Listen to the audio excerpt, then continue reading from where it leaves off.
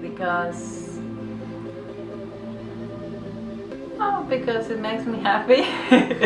It's important to me, and then I think that makes is good for other people who see the art, because art is kind of very public.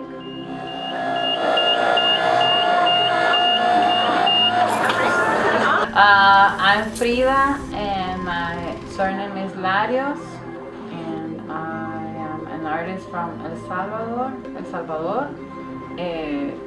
My background inspires me, or the look for, my ancestry through my art is my first source of inspiration normally, and then from there it's very, how would you say, it's very rich.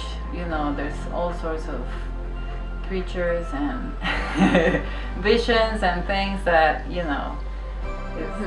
it's kind of becomes more easier that way. Like the fish, for example, the fish, the eyes, the way my ancestral artists used to draw the eyes of animals on ceramic vessels, for example, and also the way the scales, the little triangles, that's also the way our ancestors used to draw those scales with that mesh. That little mesh there represents like the earth, and also the little dots represent water. So that really is, makes me passionate to be able to transmit those codes and codexes in our contemporary life. Frida Larios' art can be found all over Washington, D.C. and El Salvador. Her art can also be found online. Just Google her name and you'll get a flood of results. She is a Hispanic El Salvadoran artist. Well, if we're gonna touch on the Hispanic theme, well, I don't like too much the term Hispanic, because it's kind of very, how would you say, it can feel a little oppressive because of everything that people who came to the Americas did to the culture that was already ever present for 5,000, 10,000 years. And so, well, but going back to the question, that's exactly what, I like to pull from the chest of, what was here in the land before that kind of invasion. She graduated from Central St. Martin's College of Art and Design, University of the Arts London, with a Master's of Arts in Communication Design. When she's not creating designs, writing books, or painting murals, she's an adjunct instructor at the School of Communication in American University.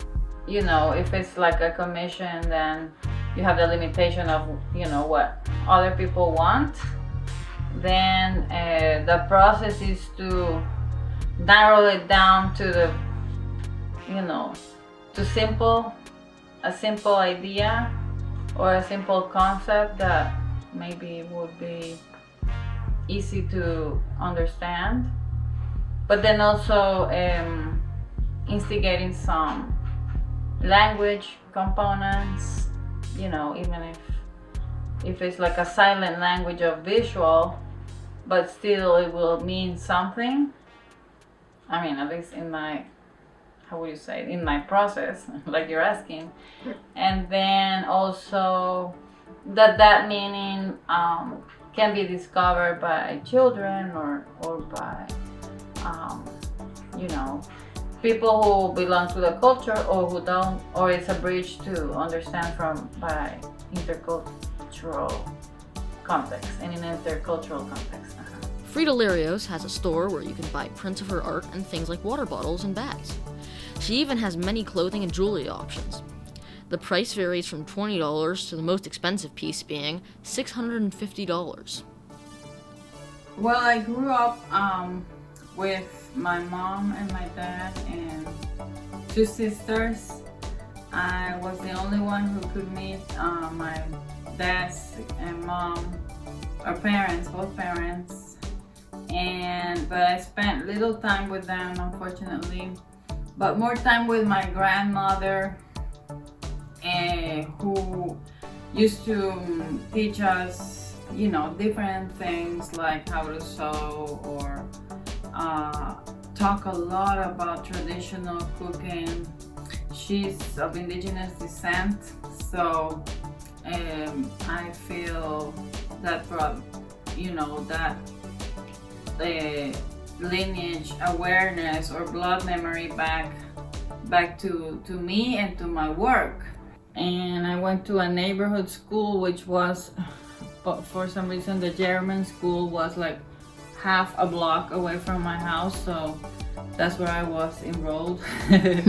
And I learned German, and unwantedly I learned German.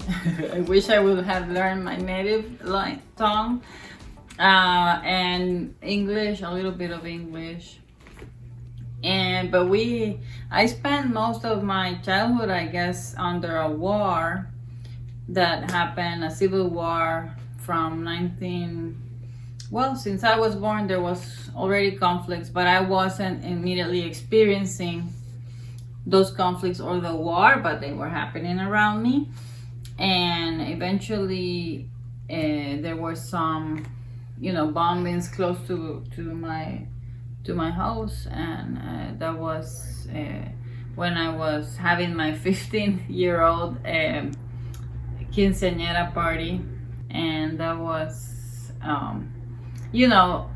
it's like something deep in the subconscious, but it's the more you learn about that history, because I was little but also not so little, the more it's it's hard and it's painful. And I think and I believe that these social problems and due to inequality, few people owning the indigenous lands that belong to historically and ancestrally to communities, native communities, now in the hands of a few. And so a lot of poverty, and that brought the war to take place, like hundreds of years of inequality and just hunger, and then I've spent maybe around 15 or 20 years just working on this subject that is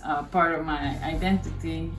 One of the proposals that I think I'm bringing to the practice, or my practice, or unique aspects, is that sometimes I do integrate technology with either traditional lines or graphics or iconographics, or I also use it sometimes for murals. I use a projector, sometimes when it's indoor or when it's possible outside. These line drawings are very kind of thought through. And then I draw it in Adobe Illustrator, and this creates like a more neat line and how graphic and geometrical possibility. But that Adobe Illustrator file then can be reproduced in, say, a screen print, printed on a screen, on a silk screen. This is screen printed, so it's kind of half technology, half craft. Her art has contributed to uncovering Indigenous, Latino, and Latinx people's art, history, and culture. I chose her because she's a good artist. She makes beautiful glyphs inspired by her heritage and culture. She does art all around the world, and she does this all while being a teacher and a mother.